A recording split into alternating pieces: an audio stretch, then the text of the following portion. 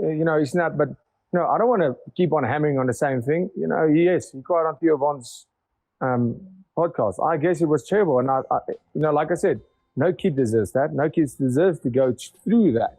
But if you want to dish it out, you better take it. And like I said, I have mad respect for him as a fighter, even as a person. He's always been a straight-up guy. Even the fact that he tried to fight me in the crowd, that was him being a man. Oh, he's still I'm being talking. told that Strickland asks Gilbert Burns' son to move.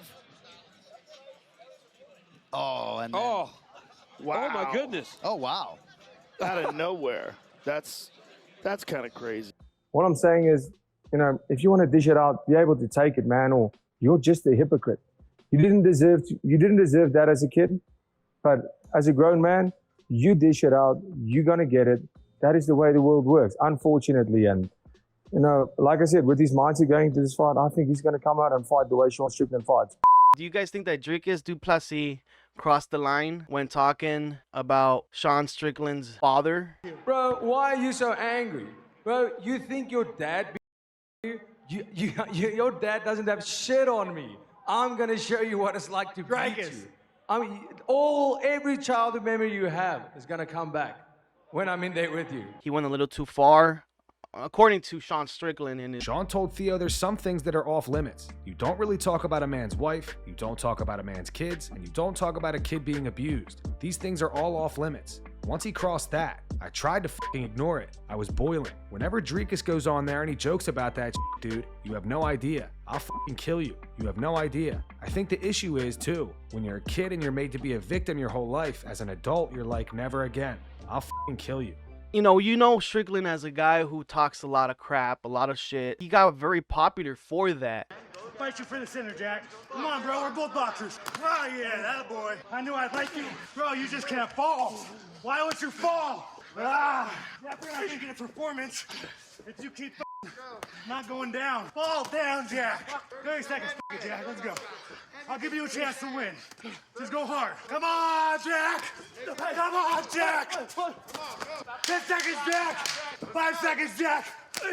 Jack, why is your head made of steel? He went after Ian Gary's wife, and Sean O'Malley's polyamorous relationship. And here's the final one that Dricus liked. It's a repost of Sean's quote on Theo's podcast. It says, hypocritical.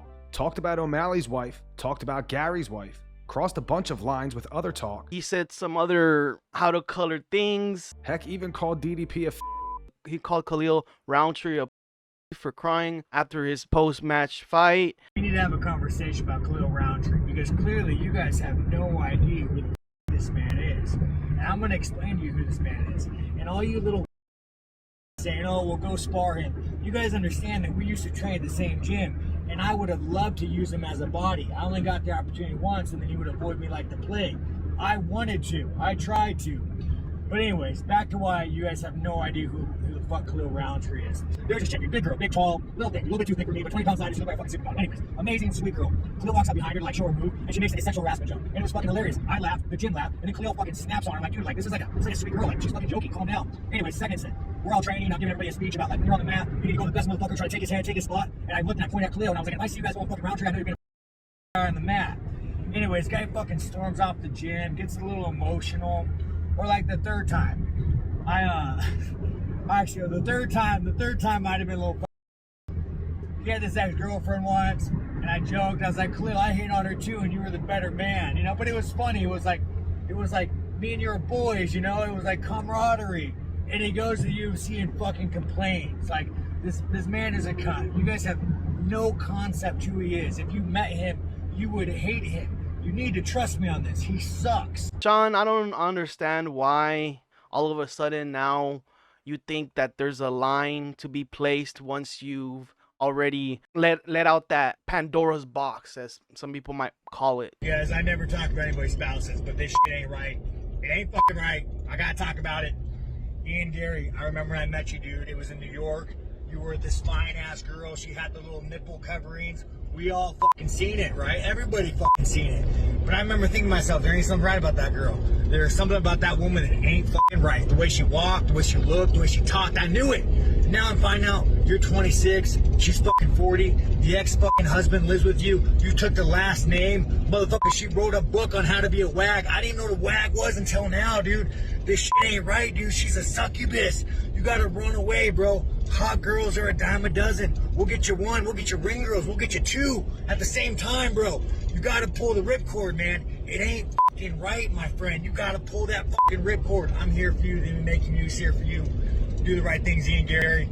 Fucking pull that fucking rip. Yes, of course, like making fun of abuse or, you know, your dad beating you is not funny, but it's uncalled for if you're gonna talk about somebody else's wife, especially when you lay down the rules where, oh, you can't talk about people's wives, you can't talk about people's children. Now that you have done your damage, now you think it's not cool for DDP to do the same thing to you. This is called, you know, simply you can dish it out, but you can't take it kind of mentality here.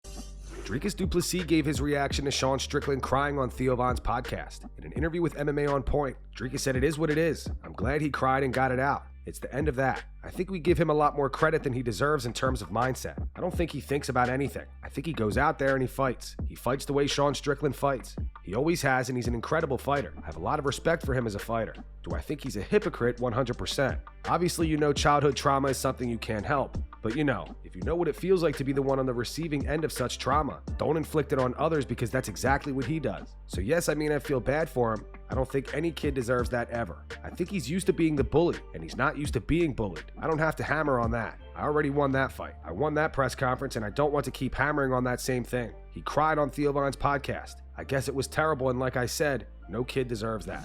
Let me know what you guys think of this. I think Sean has done enough damage and a lot of trash talking to not speak about what you can or you cannot do. But maybe he does. You know, I'm not saying he doesn't, but it's kind of like it's a little rich coming from him. It's just silly, and now that you've got your feelings hurt, now you're like, no, that's not fair. Take your soul, you understand me? You yeah, you laugh, you Oh, I got a nerve. But who knows? His coach said he's gonna use that as motivation. So good luck to you, Sean, because I think that DDP has your number, and maybe you're seeing that, and you know it's a fight, man. And you're already losing that fight with the trash talking, according to DDP.